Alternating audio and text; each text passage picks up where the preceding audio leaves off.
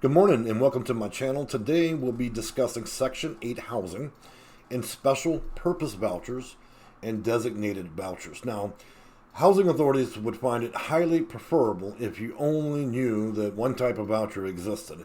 So most of you know of the Housing Choice Voucher, better known as HCV. Some of you even know that there are tenant-based vouchers or project-based vouchers, but that's where it ends. You know, under federal regulation, there are a lot of vouchers that are actually available, and the reason they find it so highly preferable that you didn't know about these other special vouchers is so you don't ask for them, okay? Some of these vouchers would allow you to get housing within days. You got guys waiting 10, 15 years for a housing voucher. So if you're ever wondering how I'm exceptionally good at my job for 15 years, let's just say that I have all of Title 24 federal regulation, and I know exactly every single type of voucher they have. I know how they have to be administered, and when they're not administered in an appropriate way, I certainly have the ability to make life extremely difficult for a housing authority, especially when I represent clients. So let's actually take a look at what some of that might mean for you, okay? So as you can see here, this is Electronic Code of Federal Regulation, Title 24. And as you can go down, you see all the subtitles, okay? Now, as I mentioned, most of you know that I have read over 500,000 pages of legislation, not including regulations, policies, procedure, and data manuals. So when it comes down to what I know compared to other people that are on YouTube, I don't do tips and tricks, okay? I actually have the manuals, I actually read the legislation, and I understand federal regulation, okay? So this won't be a tips and trick channel where you're just getting some Mickey Mouse information out of a bubblegum machine. If that's what you're looking for, there are plenty of people bobbing heads on YouTube that will give you, A, B, and C, and that'll fix your life. I don't do that. My clients have a success rate of around 97%, okay? I've taken on entire housing authorities, and I win every single time. So let's get on with this. So beyond that, we'll go over to here, and what this is going to be is waiting list and local preferences, which is going to be subsection 982.207, the waiting list. Now, this local preference issues, let me tell you something about local preferences and other preferences that they include in the housing authority. These things have special powers, very special. They have enough special power to be able to issue a voucher essentially when a person, when the whole waiting list is closed. Most of you guys don't realize that most housing authorities reserve about 15% of their vouchers or funding for special vouchers, and they can issue these at any time for any reason to just about anybody. Okay, so if you know how the game works and you know how to play it well enough, like I do, then that's how I get these mythical unicorns I'm always talking about for clients. That's the reason. My clients wait days, just months, sometimes a couple of years, depending on the situation. But if you have this right set of criterias, then you get housing. You see what I'm saying? So I always advise people, if you don't know what you're doing, get a consultant like me. I leave my information in the comment of every video. I don't charge that much for the consulting. And I have had a long reputation, 15 years, 6 of which have been on YouTube, with next to no failure. All right, so let's move on and take a look at these special vouchers and what they mean for you, along with special preferences. So beyond all that, I'll include the links both to the federal regulation, Title 24, and special preferences. Hey man, you know what? You've got free reading time. Sit down, take a read, and see what you can learn about this, okay? There's a big difference between, like I said, people just blowing hot air on YouTube and actually knowing what's really happening. So so we're going to talk about this. PHA may establish, now PHA just means your local housing authority, okay? So may establish local preferences for selecting applicants for its waiting list. Well, let me tell you where some of the magic goes into. Preferences may move ahead other families on a list that do not qualify for any preferences. In other words, so if you look at that excerpt there in yellow, what it essentially says is, you can have a list of 10,000 people all equally on the list, or even a lottery. And I want to tell you guys, these lotteries they do are fake. They're not really lotteries, okay? People that actually have preferences are at the very top of those lotteries. So they'll have a lottery for people that are just simply low income, and they'll have a lot of small lotteries for people that have preferences, okay? So never be fooled into believing you're actually really in a lottery. That is one of the silliest jokes I've ever seen in this country. Housing authorities talking about these lotteries. They don't work the way you think they do, okay? And one day I'll make a video And that'll really set you back about a year or two in your mind, all right?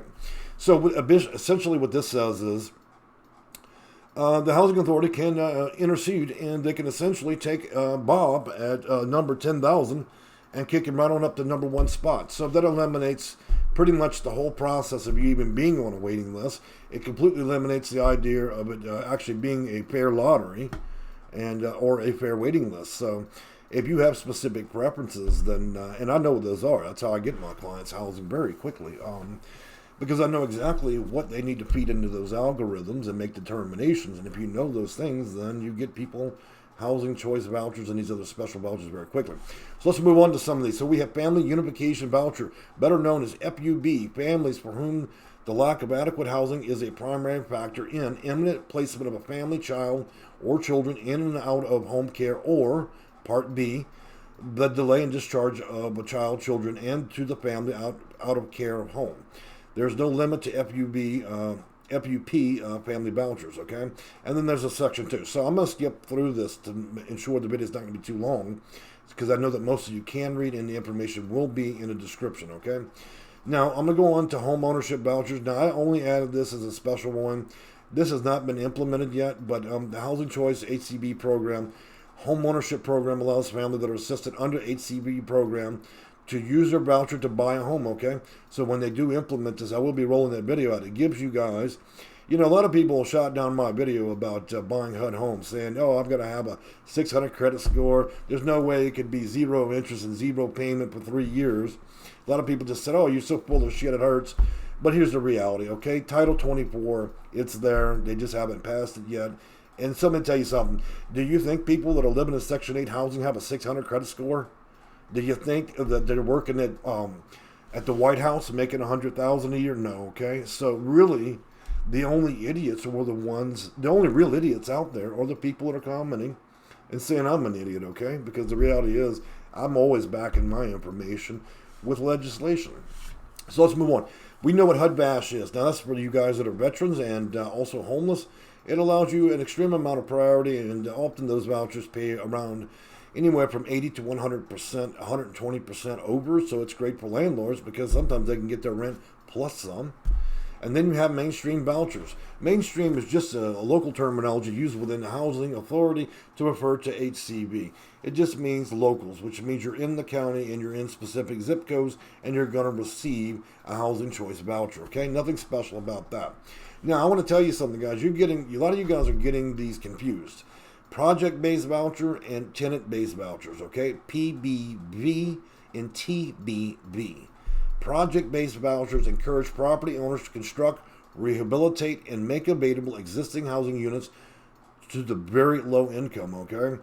Also, what you need to understand about project-based vouchers is it isn't just private ownership. Housing authorities get in the money game too, okay? And let me tell you something. Anytime a housing authority owns a project-based property, you know that's bad news, right? Because they're the owners of it. The landlord is the housing authority.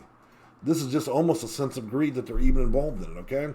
And I've all warned you about the nightmares of project-based housing. If you like gang activity, if you like prostitution, if you're looking for a hit of crack cocaine, then I would suggest moving in there, because that's what you're going to find. You might even find some people fresh off the bus from prison. What I have not seen done very well is the fact that they sometimes occasionally put normal people in these project-based housing, your mothers and families, and that's what I help my clients do. Exit that ridiculous program and those ridiculous properties and get you guys over either to HCB or one of more than 100 types of vouchers out there, okay? You don't want project-based housing. Nobody in their right mind does. Now, tenant-based vouchers are different, okay? Tenant-based vouchers, now, the same thing applies, but it's a private owner, okay? So it's not like you're moving into a crack house.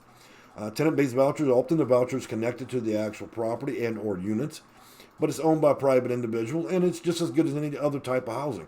So I have no objection to TBV, tenant-based vouchers. Now, we're going to talk about tenant-based vouchers or enhanced vouchers, okay? So this is a different schedule of it. Think of it as Part B. Tenant protection vouchers. So this would be TPV, tenant protection voucher. I just want to repeat. Now, these are provided to protect HUD-assisted families from hardship as a result of a variety of actions. Look, if a hurricane blew through, a blizzard, your house burned down, that's what it does. So if you're already in the system, they simply allocate another voucher to another property to quickly expedite you, so you don't have to spend a lot of time in a hotel, okay? There's nothing really that special about it. Now, some of these enhanced vouchers help in very specific legal ways. And I'll get into that further at another point. Now, another thing I want to tell you about the video is I'm going to make separate videos for each one of these so you get more clarity, because I'm just cutting through this very quickly because I don't want this to be a long video. All right, next up, vouchers for persons with disability. Look, there is a number of them. One prime example is going to be Section 811. You know that in most of those are 80 to 100% pay, which means you pretty much have all your rent covered and most, if not all, your utilities. So most of you are familiar with Section 811, but that's not the only section out there. A subsection of the law that allows funding for it, okay? Certain development and vouchers enable non-elderly families having a person with disabilities who do not currently receive housing assistance in certain developments where owners establish a preference or a restricted occupancy to specifically elderly families to attain affordable housing. You got to love legislators and how they write all this jargon. So let's just step back from that for a minute. Look, vouchers for persons with disabilities simply means this. You have a disability, they issue a standard voucher. Now, if you're lucky enough to get one of the better ones like Section 811 funding or some of the other elderly programs like NED, then you would get a voucher that pays more, okay? Same exact voucher funded by a different program. And I know that's sometimes hard to wrap your mind around, but we've had, 100 years to convolute the Housing Authority while writing laws, stacking laws on top of laws for 100 years. That's why all this stuff has become so complicated. All right, witness relocation vouchers. It's self-explanatory. Anywhere from the Secret Service down to local police and federal authorities, they can make a simple phone call, okay? Homeland Security, same thing. Simple phone call, and all of a sudden, you remember that closed waiting list we were talking about? Well, here's the vouchers, the 15% of all the budget they have. These are the vouchers they hide in the drawer, and they're always available. No matter how long that list has been closed, those vouchers will always be available, okay? So you guys come to me all the time, oh, yeah, no, that's been closed. It's not going to open for another decade. Bullshit, okay? Let me tell you something. 15% of all the vouchers they have, they'll never tell you have them. They will never, ever tell you that they have them. And they disperse those all the time, okay?